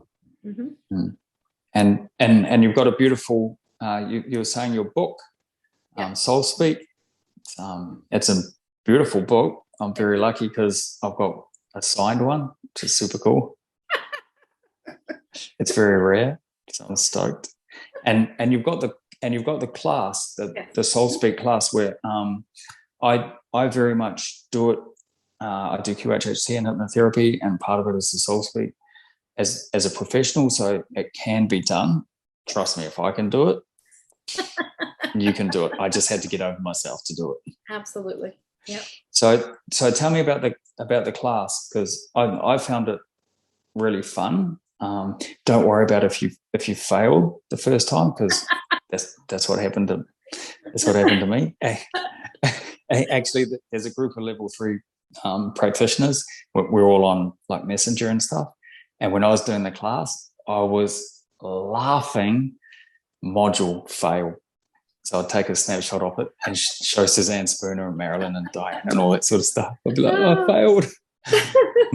Module 7 fail. Oh, I failed again.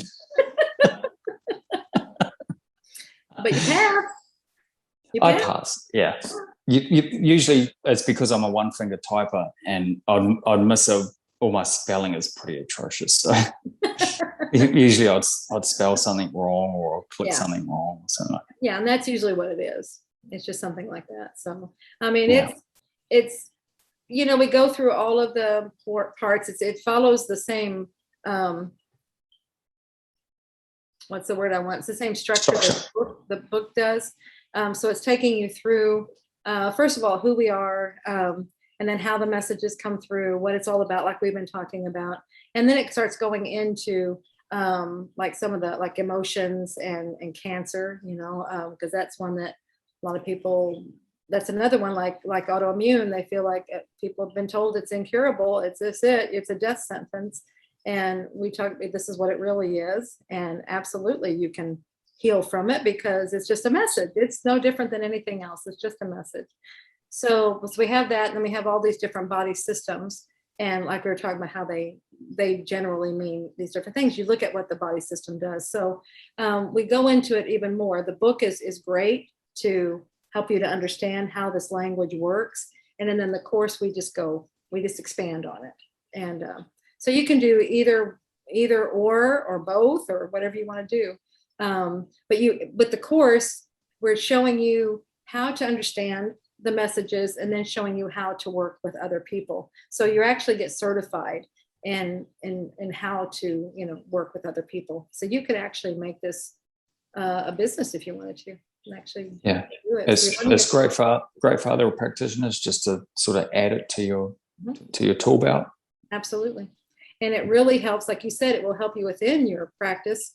So it's something you can do separately, or it's definitely helping you within your hypnosis, anything that you use where you're talking to people. It's helping you to understand what's going on with them. I've had a lot of massage therapists contact me and tell me how much they use it within their practice. Yes. So, and nurses, because it's uncovering this whole other part to people, so it's really cool that it's having this effect. And it's beautiful too, because it's all just talking through things. So you're not actually putting people under or anything like that. You're just talking through it.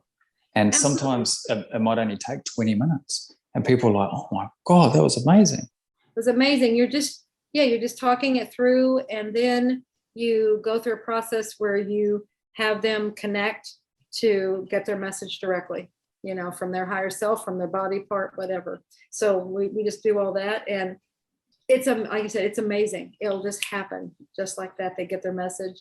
I have seen things shift right there. Like we do these Zoom meetings, where we have the group where I'm teaching this is how we're doing it. And they're immediately shifting right there. I never cease to be amazed. Yeah. That's a huge part of the course is actually you'll be invited to join a meeting with Julia herself. So here's a quick tip: if you want a session with Julia, do the course and then just jump on the Zoom meeting and tell Julia, because Julia will work with you through it. Yeah, I work right with you, and or if it's somebody else, and you're seeing how I work with somebody. So because we will work with people right there. You learn so much just from watching Julia, because she is an absolute master at what she does, and you'll actually learn from her. Yeah. I kept trying different ways, but that seems to be the best way, to teach. And then that's something I'm going to add to the course, is to where we'll have monthly or, meetings. We'll keep it ongoing where we can all keep getting together. Right now, it's just when you graduate, you get access to 2 meetings, and we'll create something to keep it going. So everybody stays in touch too. So. Yeah, that's fun. And it's amazing just learning through other practitioners and and their problems, and Julia will work through their problems. Yeah. Right. Just incredible. Yeah. It's fun. It's super fun. It's a lot of fun. It is fun. Because we come from so curious, and Julia will teach you exactly the right questions to ask, because that's the most important thing in any course, any class, is the questions, the quality of the questions. Absolutely. I think that came from, I was taught that early on when I was practicing Qhht, and I was working with this one person. He was a fairly easy subject, and he wanted to keep exploring different lives. And so we were going through all these different lives, having, it was really fun and getting more comfortable with it and everything. And then he's talking about some dreams or something that he had that he wanted to explore. I can't remember exactly what it was, but it had all the earmarks of maybe an ET visitation or something. And I'm like, and so we're coming on it, and it actually is. It's like all the earmarks. It's like, oh my gosh, this is my chance to actually do something like this. And then they came in. I mean, this voice comes in through him, and it said, no, not ready. I'm like, what, he's not ready? No, you're not ready. And I'm like, what? I mean, Dolores Cannon, I'm ready. And they're like, you don't know the questions to ask. I heard this internally. You don't know the questions to ask. Oh man. That was like, oh. Does it slap to the ego? So major slap. And it was like, okay. So that's been a big deal. And then I really watched and analyzed how mom did things, what questions she asked. And as I started going down this road, I started seeing what questions get the information. I mean, there's some questions that get nothing. It's like, you've got to ask the right questions and in the right way, and you will get the information. Yeah. Mm-hmm. And it's beautiful, because the more you work with the stuff, the more the universe and their higher selves and that trust you. So then you can start really digging. Yes. Mm-hmm. Yeah, that's layers upon layers upon layers. And they actually, and it's funny how the QHHT sessions work. Probably about the last 10 out of 12 sessions that I've had, they've all connected to Gaia's consciousness. It's amazing. So and then I can start digging off the last. Okay, so to the earth consciousness. Yes. Very cool. It's really cool. It's exactly what your mum said. Like that, they'll set it up, so then you can start digging for the next client, and then you can start digging for the next client. Yeah, you'll be given more, like the next person picks up. Given more information. Yeah. Mm-hmm. That's exactly what it's done. Yeah, it's been. You have to add. You have to know. You have to ask the questions right to get the information. You can't just be frivolous about it. You have to ask questions that dig deeper. Mm-hmm. And that's what you learn in Soul Speak. Yeah, that's an art. That's skill. Like I said, after that happened to me, I really started studying how mom did what she did. Mm-hmm. It's like, that's what's happening here. Yeah, and once you actually study Dolores Cannon and QHHT and Julia, and just the way that they conduct themselves, you'll see why they got so much information. Wow. Because it's the vibration of you and your mom that attracts that vibration. So then it's a two-way connection. Oh. Because if somebody's not vibrating at what they are, that they just won't trust you, and they'll just make the session a surface level session because their intention or their vibration isn't quite right. See, and that's where that curiosity comes in.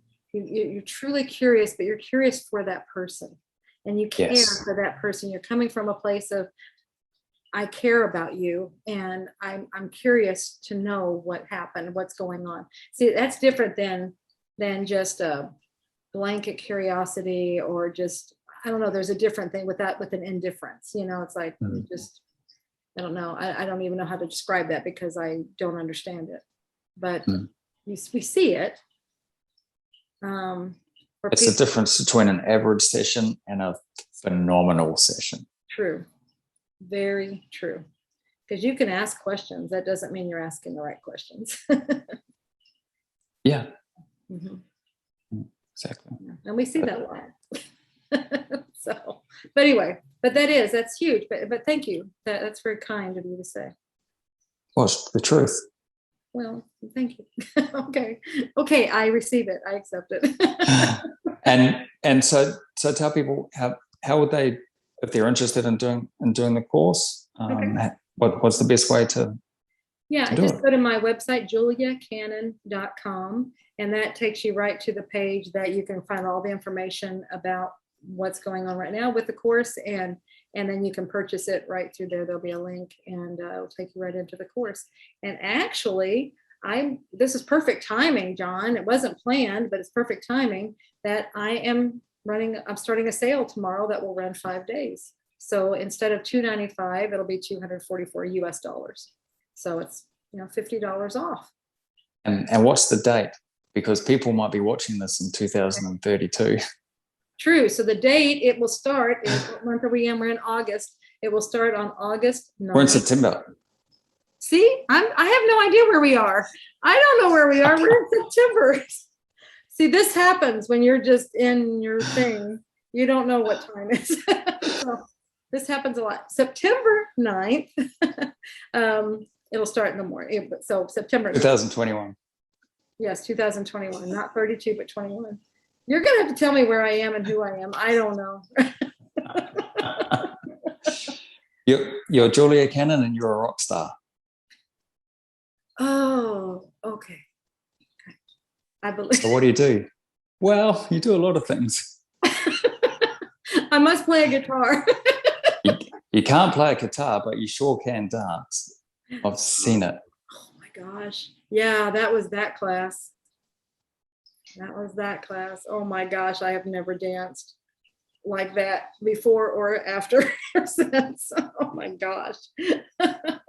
If you're curious, I don't know if it's on the QHHT official website or not, but I've sent the video to Ginny, so it may or may not be on there. Yeah, but you'll see Julia really dancing. I do love to dance, but that guy got me to do things I have never seen my body do. I love Ben. Yeah, Ben was yes, amazing. Yes, amazing soul. Amazing, yeah. Yes. Cool. Cool. All right. So thanks so much for doing this, Julia. I really appreciate your time, and I know that you're super busy. It's my so pleasure. I really appreciate it. Yeah, thank you. And thank you for just being you. Like, so amazing. Just you're just leading by example, which is amazing and beautiful. Thank you, and I feel the same way about you, John. So thank you for being the amazing soul that you are. Always. It's easy being me. See, I feel the same way. I'm just being me. It's no effort. So, and see, it's much easier to be you, be yourself, than to be somebody else. That's a lot of work. Oh, totally. It's too hard. It's way too hard. All right. Thank you so much. And I'll put the link to Julia's website down below in the comments. So feel free to just click through it and just have a look through her website. It's beautiful. Thank you so much. Love you. Bye-bye.